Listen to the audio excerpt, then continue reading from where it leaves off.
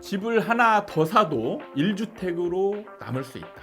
이런 정책이 시행이 돼서 이게 새로운 투자 기회가 될지. 근데 이거는 주택을 하나 사서 임대주택을 등록하더라도 주택수에 포함 안 시키겠다는 혜택이죠. 내가 6년 동안 묶이잖아요. 임대 등록을 하면 아무것도 못해요. 근데 3년 정도 지난 후에 더 좋은 혜택이, 더 좋은 정책이 나왔어요.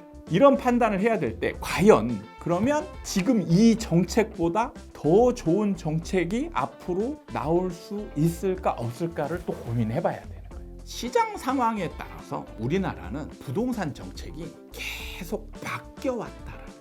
그래서 지금 있는 정책 상황이 내년에도 똑같고 내후년에도 똑같고 그 다음 해에도 똑같고 이런 식으로 예상을 하고 투자를 결정하면 절대 안 된다는 거예요.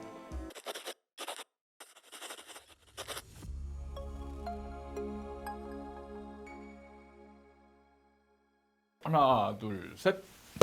안녕하세요. 아파트 사이클 연구소 소장 이현철입니다. 집을 하나 더 사도 1주택으로 남을 수 있다. 이런 정책이 시행이 돼서 이게 새로운 투자 기회가 될지 아니면 이걸로 인해서 또 일종의 전세 사기 이런 기회를 더 부여하는 게 아닌지 이런 논란이 일고 있는 정책이 있는데요. 바로 비아파트, 특히 이제 빌라나 다세대 주택을 6년간 임대주택 등록을 하면 1주택자, 그냥 기존의 주택을 가지고 있는 사람이라 할지라도 그냥 1가구 1주택으로 해주겠다. 일종의 혜택이 가는 정책인데, 자, 이런 정책이 시행됐을 때 우리는 이거를 투자 기회로 삼을 것인지 아니면 또 다른 모르고 있는 뭔가 변수가 있을 것인지 이런 것들을 한번 공부하는 시간을 가져보도록 하겠습니다. 일단 내용을 좀 간략하게 살펴보면 이게 이제 일종의 단기 임대주택 등록이에요. 보통 단기와 장기로 나누는데 단기는 예전에는 이제 한 4년 정도 됐어요. 4년. 그리고 장기는 8년 이상.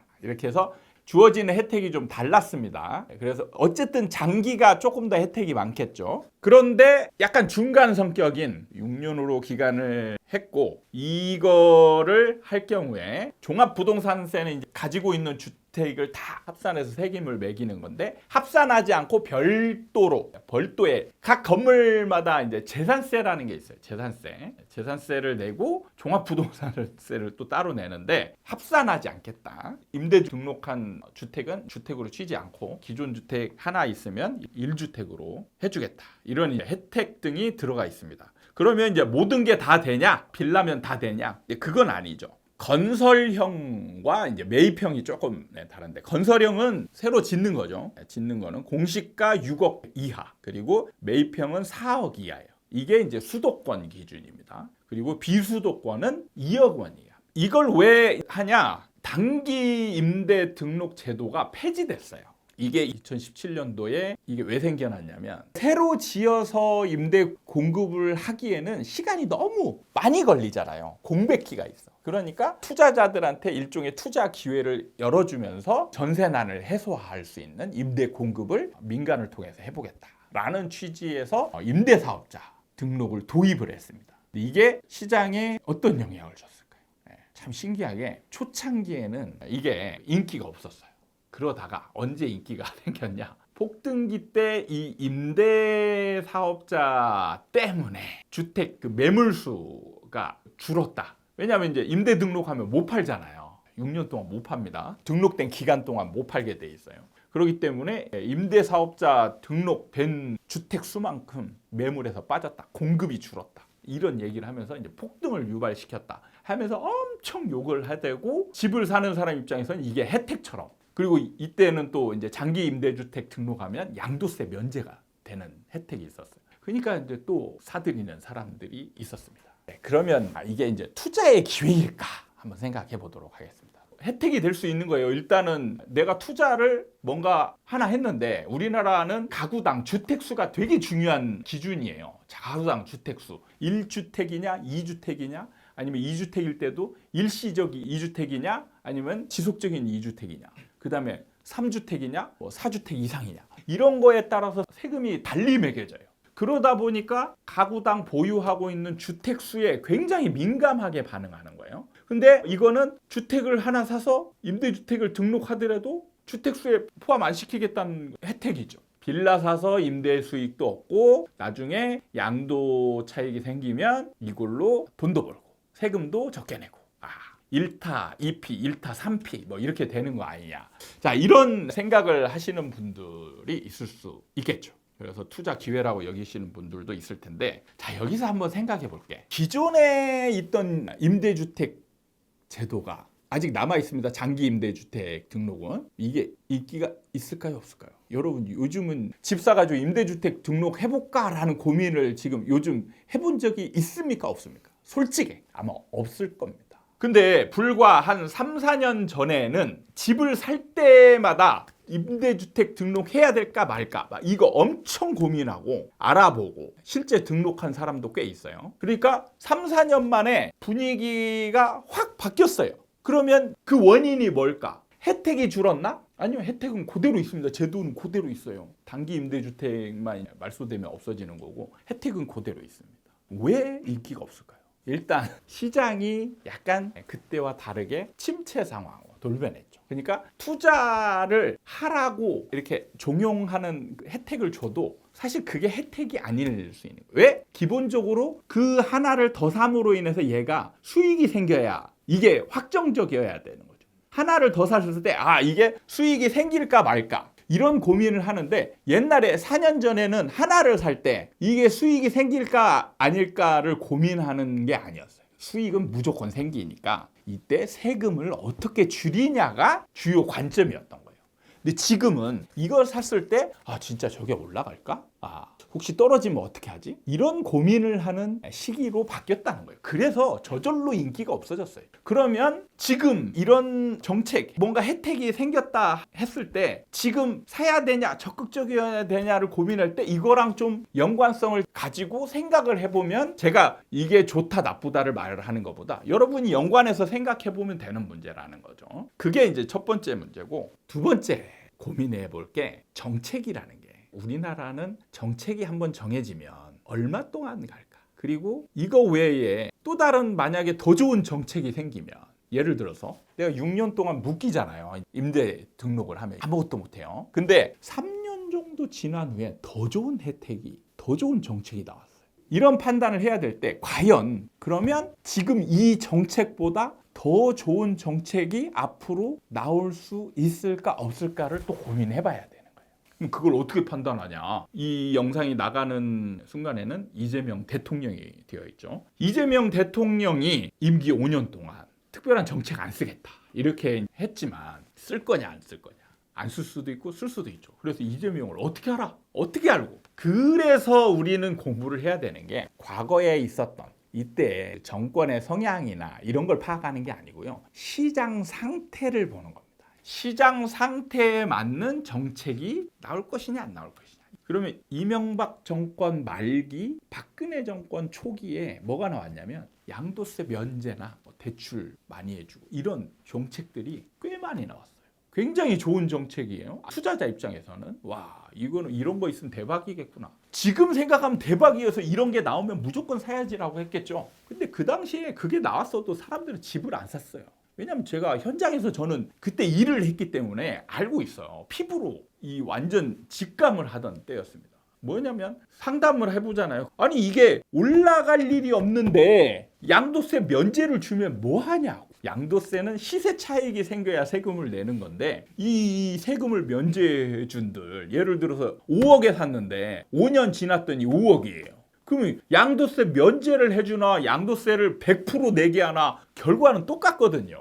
왜? 양도 차익이 없으니까 양도세를 낼 게 없어요. 그래서 100% 면제를 해줘도 세금이 없고 100%를 내게 해도 세금이 없어요. 똑같아요. 그럼 굳이 이게 혜택이냐? 그 당시에는 혜택이 아니었어요. 근데 나중에 갔더니 엄청난 혜택이 되더라고요.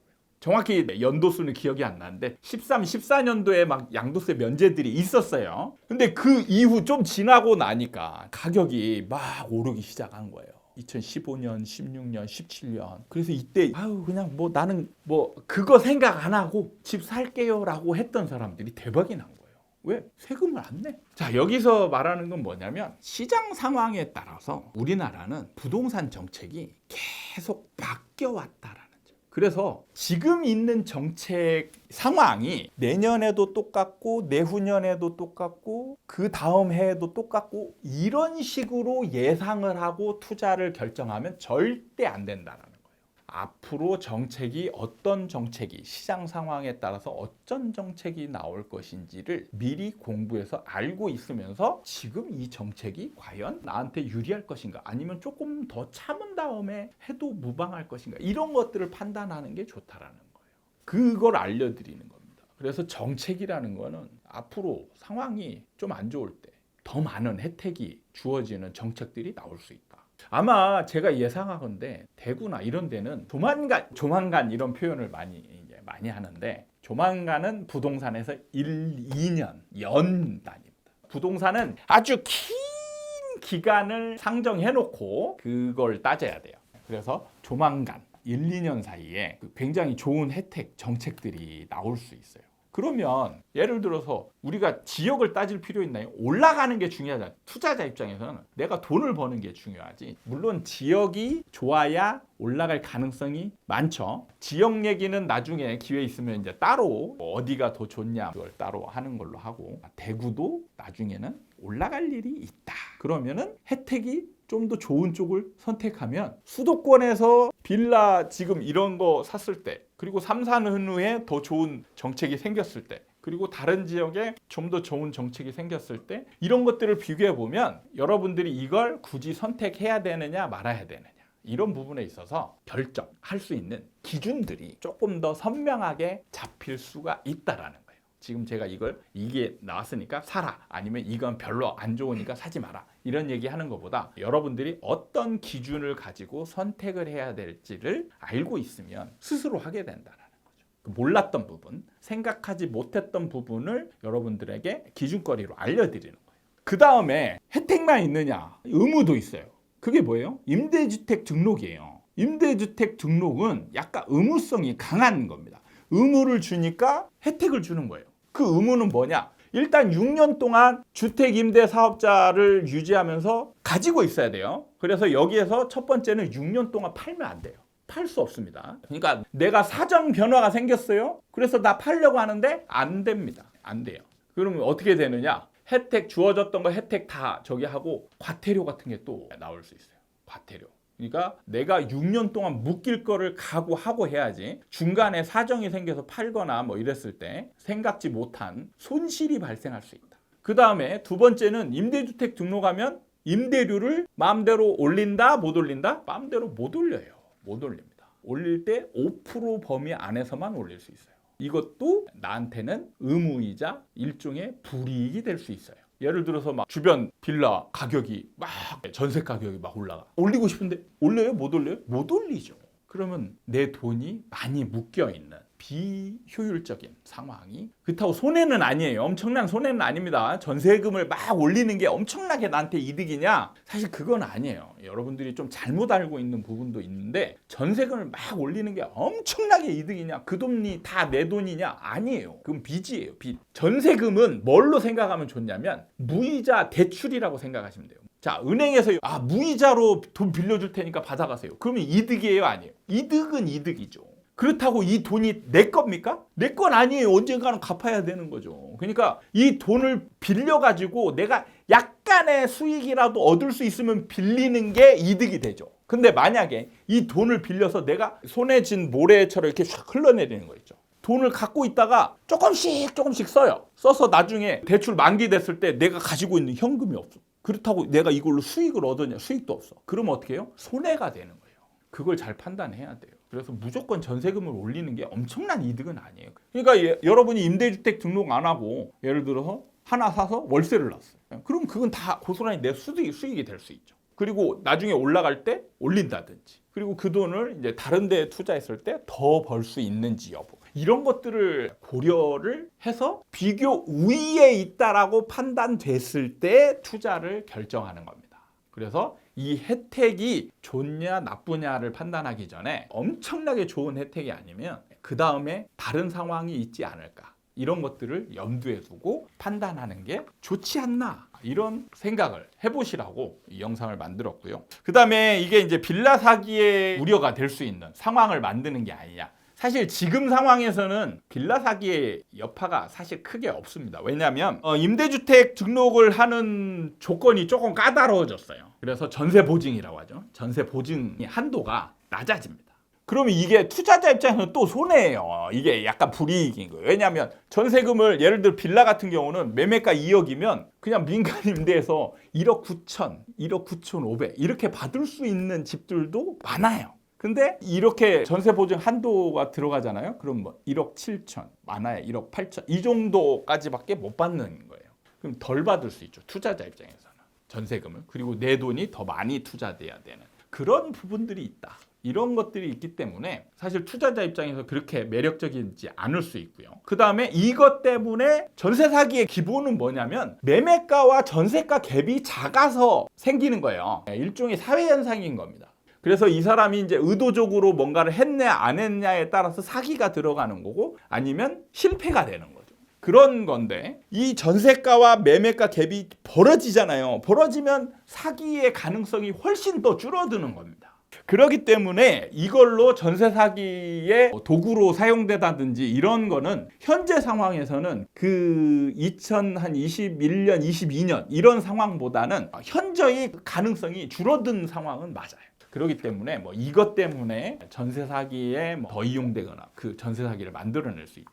그거는 시장 상황을 고려하지 않은 맥락을 모르는 비판일 수 있다. 이런 측면에 대해서 알고 계시면 좋지 않을까 이런 생각을 하면서 오늘 빌라 투자를 좀 장려해서 임대주택을 좀 더 많이 공급해 보겠다라는 정부의 의도에 부합하는 투자를 해볼 것인가 말 것인가 이런 선택의 기로에 서 있는 분들한테 도움이 되는 영상을 만들어 봤습니다. 다음에 또 좋은 내용의 영상을 가지고 여러분들을 찾아뵙겠다라는 말씀을 드리면서 오늘 영상을 마치도록 하겠습니다. 감사합니다.